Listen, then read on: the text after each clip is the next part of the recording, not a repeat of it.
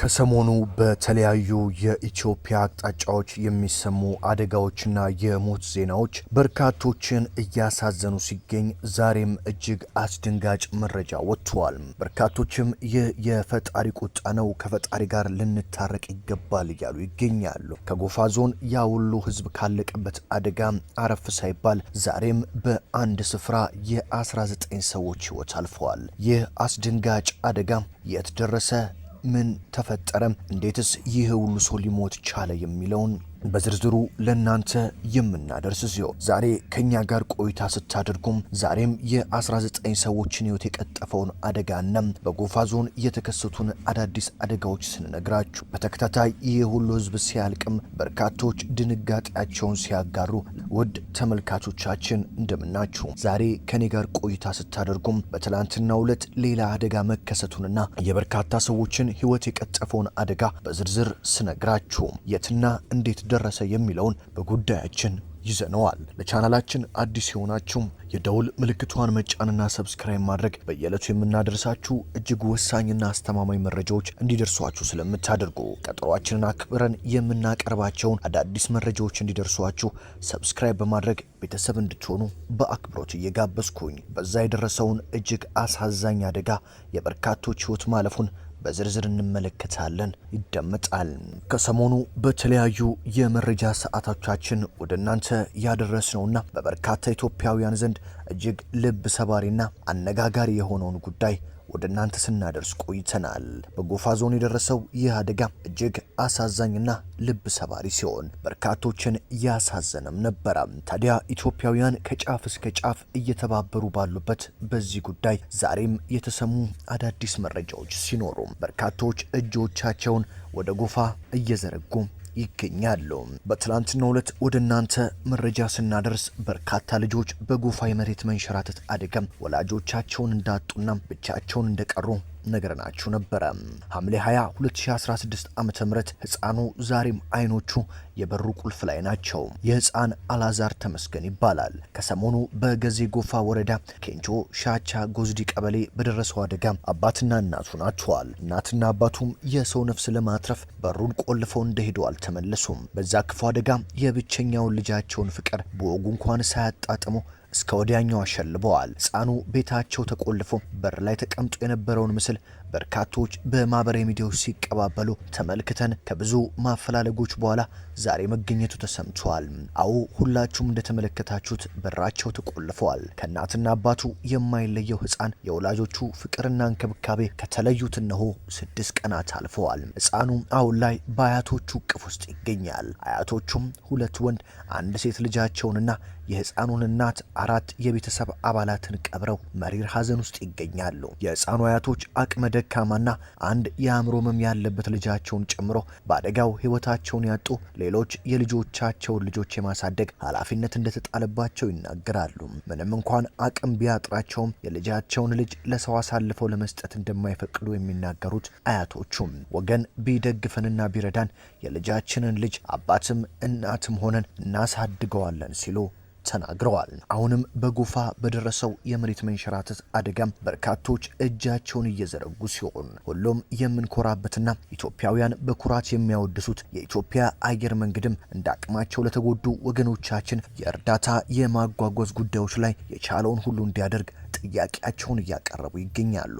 በአይነትና በገንዘብ ድጋፍ እየተደረገ ሲቀጥል የሳውዲ አረቢያ የኤምሬትስ ፕሬዚዳንት ሼክ መሐመድ ቢን ዛይድ አልናህያን ቀጥተኛ ትዕዛዝ አዘው 7 ቶን ምግብና ምግብ ነክ ያልሆኑ የተለያዩ ድጋፎችን ማድረጋቸውን በተለያዩ ጥንክሮቻችን ነግረናችኋል። ዛሬም የተለያዩ ድምፃውያንና ተጽዕኖ ፈጣሪ ግለሰቦች በጎፋ ዞን እኔም ለወገኔ በሚል በርካታ ድጋፎችን እያደረጉ ሲሆን ዛሬ ማለዳ የተሰሙ መረጃዎች ደግሞ ተወዳጇ በቅርቡ አይኗ ከመጥፋት የተረፈችው ድምፃዊት ቬሮኒካ አዳነም 100 ሺህ ብር እኔም ለወገኔ በጎፋ መሬት ናዳ ሳቢያ ለተጎዱ ወገኖች እኔም ለወገኔ በሚል 100 ሺህ የኢትዮጵያ ብር መለገሷም ተሰምቷል። በርካቶች እጆቻቸውን እየዘረጉ በሚገኘው የዚህ የጎፋ ዞን አደጋ አሁንም አዳዲስ መረጃዎች ሲኖሩ ወደ እናንተ የምናደርስ ሲሆን በቀጥታ ወደ ዝቋላ ይዣችሁ ልሂድ። ከሳህላ ሰየምት ወደ ዝቋላ በጀልባ ተሳፍሮ ሲጓዙ የነበሩ በርካታ ሰዎች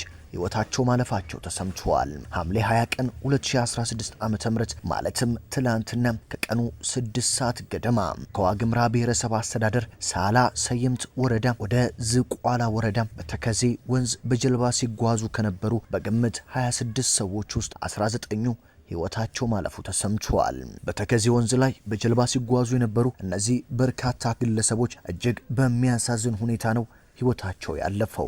በግምት 26 ሰዎች በዚህ ጀልባ ላይ እንደነበሩ ሲገለጽ 19 የሚደርሱ ሰዎች ነው ህይወታቸው ማለፉን የሳህላ ሰየምት ወረዳ ዋና አስተዳዳሪ ሲሳይ ብሩ የገለጹት።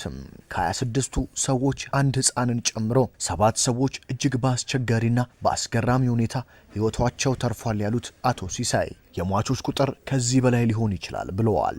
እጅግ በሚያሳዝን ሁኔታ ከባህር በታች ገብተው ህይወታቸው ያለፉ ግለሰቦች 19ኙ ሲታወቁ 7ቱ መትረፋቸው ቢደረስበትም ቁጥራቸው ምን ያህል እንደሆነ በውል ስላልታወቀም አሁንም ሟቾች ሊኖሩ ይችላሉ የሚል ስጋቶች እንዳሉ ተናግረዋል። አደጋው ከደረሰ በኋላ የሟቾችን አስክሬን ለመፈለግ በተደረገውም ጥረት እስከዛሬ ድረስ 2 ሰዎች ብቻ አስክሬን መገኘቱን ተናግረዋል።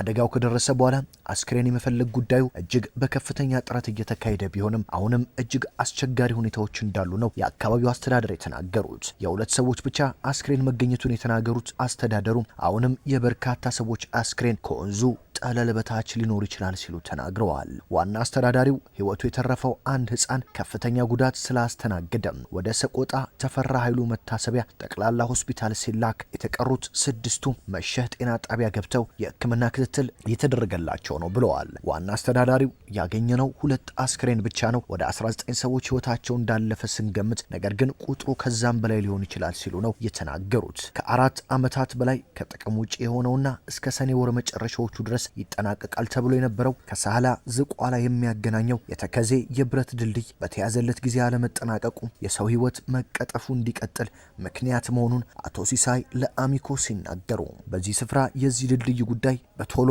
አለመጠናቀቁ በርካቶች በጀልባ እንዲጓዙ ምክንያት መሆኑንና በዚህም ምክንያት በርካቶች ህይወታቸው እንዲያልፍ ምክንያት እየሆነ እንዳለ ነው እየተናገሩ የሚገኘው። ታዲያ ከሰሞኑ በተለያዩ ስፍራዎች እየደረሱ ያሉት እነዚህ እጅግ አስደንጋጭና አሳሳቢ አደጋዎች የበርካታ ኢትዮጵያውያንን ህይወት ሲቀጥፉ በርካቶች የሐዘን ብሔራዊ ቀኑን ሁሉም ወደ ፈጣሪ ሊመለስ የሚገባው ነው ሲሉ ይናገራሉ።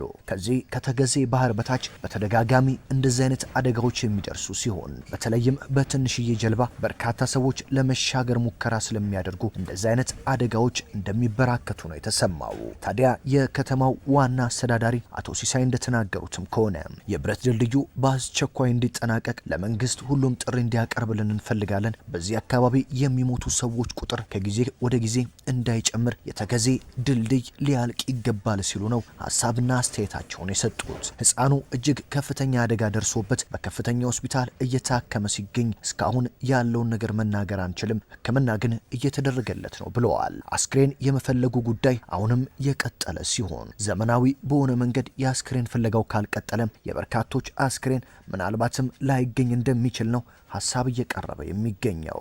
በዚች 6 ቀናት ብቻ በጎፋ ዞን ከ500 በላይ የሚገመቱ የማህበረሰብ ክፍሎች እንደዚሁም ደግሞ በዝቋላ ተከዜ ወንዝ 19 ሰዎች ህይወታቸው እንዳለፈ ሲነገር ትክክለኛ ቁጥሮች ግን አሁንም እየወጡ አይደለም።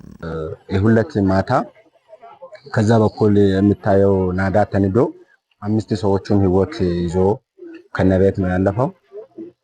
ከዛ ይሁድ ሰኞ ስነጋ ጠዋት 11 ሰዓት ተኩል የወረዳው አስተዳደር ደውሎ ናዳ ከንቾ ሻቻ ጎዝዴ ቀበሌ ላይ ተንዶ የቀበሌ አስተዳደሩንና ቤተሰቦችን ሙሉ ውጧል በሚል ነገረኝ። እሺ ብዬ እኔም ሌሊት ላይ ተነሳሁኝ። የወረዳ አደጋ ስጋት ግብረ ኃይል ጋር አብሬ የነን ፖሊስ አባላት ይዤ እዚህ ቦታ ተገኘሁ። እዚህ ቦታ መጥቼ በላይ ቆመን ይሄኛውን የቀድሞውን ናዳ አየንና በዛ ዞረን በእግራችን ወደዚህ ገባን። ወደዚህ ስንገባ በርካታ ሰዎች እኛን ተከትለው ገቡ። እኛን ተከትለው ሲገቡ እናንተ አትግቡ ብለን ሰዎቹን እየመለስን ሄደን እዛች ጋር መሃል ላይ ስንደርስ ሰዎች አንመለስም አሉ። ያው የሞተው የቀበሌው አስተዳዳሪም ስለሆነ በጣም ሰው በስሜት ነበር እያለቀሰ፣ በዛኛው ናዳ ላይ የወደቀ እያለቀሰ ነበር ብዙ ህዝብ። ከዛ ሰዎቹን ተመለሱ ብለን እየተቆጣን እያለን የሆነ ድምጽ ተሰማ ከላይ በኩል። የተፈራው አልቀረም። ረዳት ኢንስፔክተሩ ትዕዛዝ እየሰጠ ባለበት እጅግ የከፋው ሁለተኛው ናዳ በተሰበሰበው ህዝብ ላይ ተከሰተ። በጣም የፍንዳታ አይነት ድምጽ ሲሰማ ይሄው አሁንም ልመጣ ነው ተመለሱ እያለን መጣ። እንደዚህ ተወርውሮ ድንጋይ ሲመጣ ድንጋዩን እንዳሳለፍን እኔ እንደሮጥኩ ወደዚህ በባህር ዛፉ እንደሮጭ ያለው ከኔ ጋር የነበረው መከላከል ክፍል ኃላፊው እንዲወርታቸው ሮጠ። እሱን አየር ላይ አንስቶት ይዞ ሄደ። ሚሊሻ ጽሕፈት ቤት ቴክኒክ ባለሙያም ነበር ከኛ ጋር የመጣ። እሱንና የኔን መከላከል ክፍል ኃላፊውን ሁለቱም ጠርጓቸው ይዞ ሄደ። እኔ ሩጬ ዛች ጋር ስደርስ ጠልፎኝ ጣለ። ድንጋይ ላይ ወድቄ ከዛ ተነስቼ እንዲሩጬ እኔ ሳልክ ከነ ኋላ ይሄኛው ሙሉ ጎርፍ አለፈ። ከዛ እኛ ስንመልስ የነበራቸው ሰዎች ከ260 በላይ የሆኑ ሰዎችን ሙሉ ይዛው ጸጥ አደረጋቸው። እንዲህ የመጣው ማለት ነው ጸጥ አደረጋቸው። እንዲህ ከኔ ፖሊሶች ጋር አንድ ላይ ጠርጓቸው ወስዶ እዛው ጣላቸው። ትረፊ ያላት ነፍስ ረዳት ኢንስፔክተር በዛብህ ከ200 በላይ ዜጎችን ህይወት ከቀጠፈው አደጋ በፈጣሪ ቸርነት እንደተረፈ ይናገራል። የኔ ብርታትም አልልም፣ እኔ ሩጬ ማምልጭ ያለውም አልልም። እግዚአብሔር እንደዚህ እጄን ይዞ አውጥቶ ነው የጣለኝ። ማለትም ከኔ ጋር የነበረው የስራ ባልደረባዬ ነው አምጥቼ እዚህ አስክሬን ይዤ ሄድኩት እና በኔ የሆነ ምንም የለም። በኔ መትረፍም የእግዚአብሔር ክንድ የእግዚአብሔር እጅ ነው እንጂ እኔ በኔ ተርፍ ያለውም አልልም። ከኔ ጋር የነበሩ ልጆች ነበሩ፣ አብረው ከኔ ጋር የመጡ ይዣቸው የመጣዋቸው ልጆች ከነኋላ የሮጡ ወጥተዋል። ግን እንዲህ በራሳቸው መንገድ የሮጡ ሁለቱ ሚሊሻ ጽሕፈት ቤት ቴክኒክ ባለሙያውና የኔ መከላከል ክፍል ኃላፊው ተበልተዋልና ያው በኔ መትረፍ የእግዚአብሔር እጅ ነው እንጂ ሌላ የማንም የምንም እጅ አይደለም።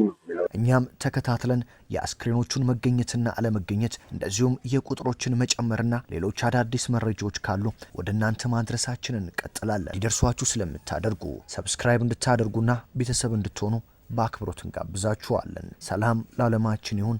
ሰላም ለኢትዮጵያ።